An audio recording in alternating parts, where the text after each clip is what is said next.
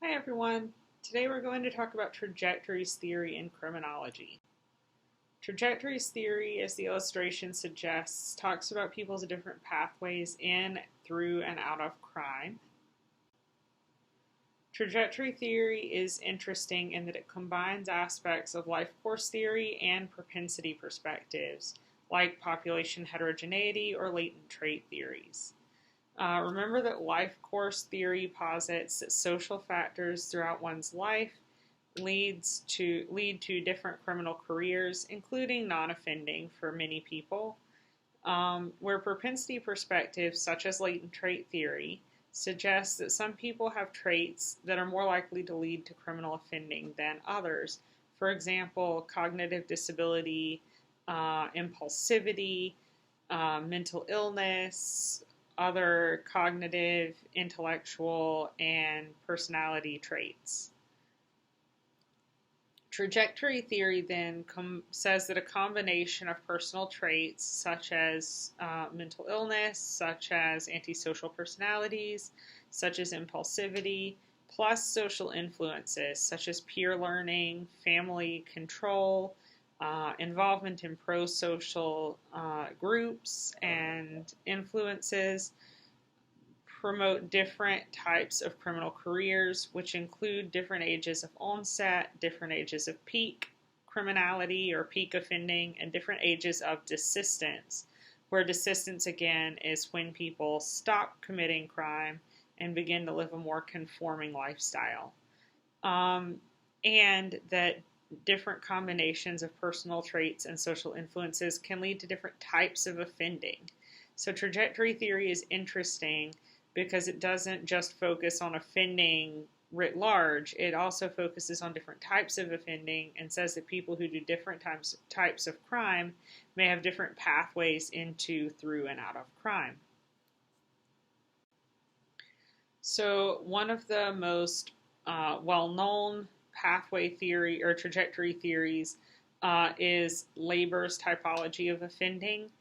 And Labor said that Labor thought about criminal offending trajectories in terms of age of onset and in terms of type of offending behavior.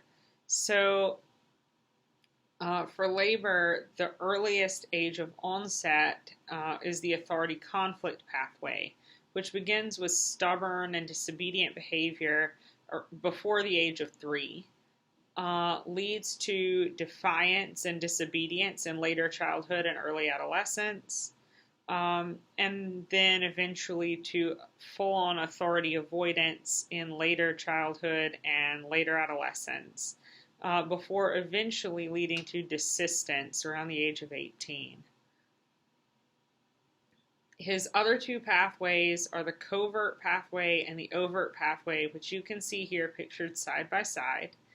The covert pathway, pictured on the right, begins with minor covert behavior, what Labor describes as underhanded behavior, including shoplifting, frequent lying, trickery, etc., and leads to property crime, essentially property damage such as vandalism and nuisance fire setting, peaks in mid-adolescence, and then leads to moderate to serious delinquency such as fraud, burglary, and serious theft later in adolescence and into early adulthood.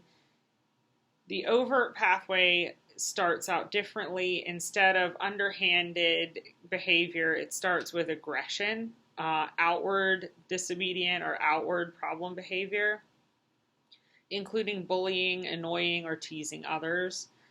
And it leads to physical fighting and gang fighting and other forms of violence, escalating into full-on interpersonal violence, including rape, attack, and assault, and what's called strong-arm robbery. In other words, mugging people or breaking and entering.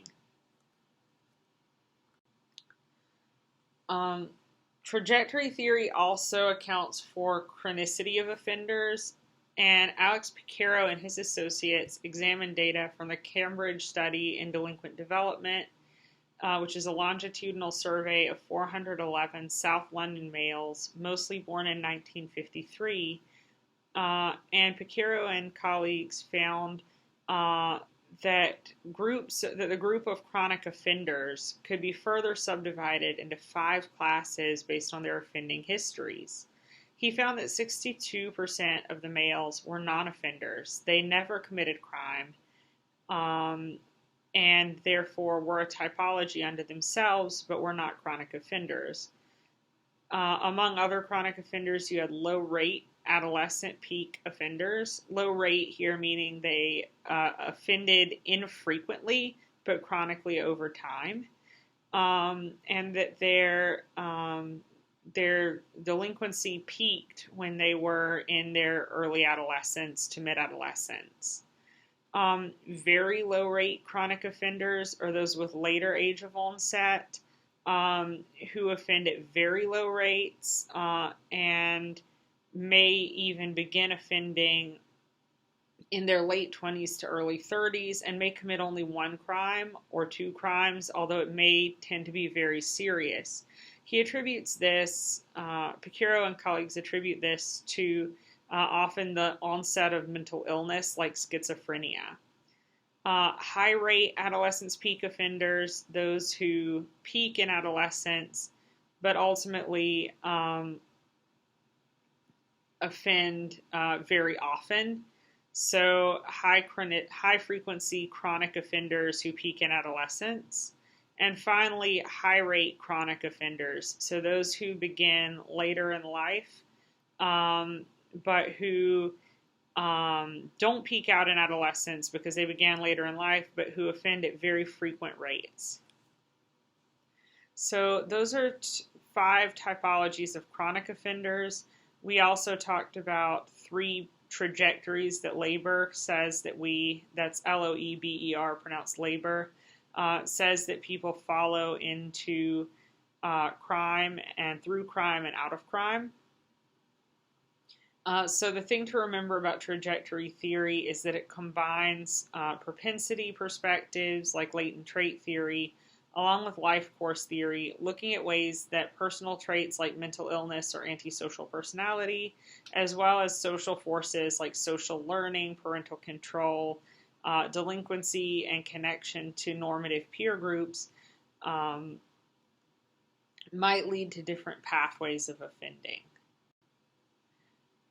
If you have any questions, please post them in the comments and I will answer them.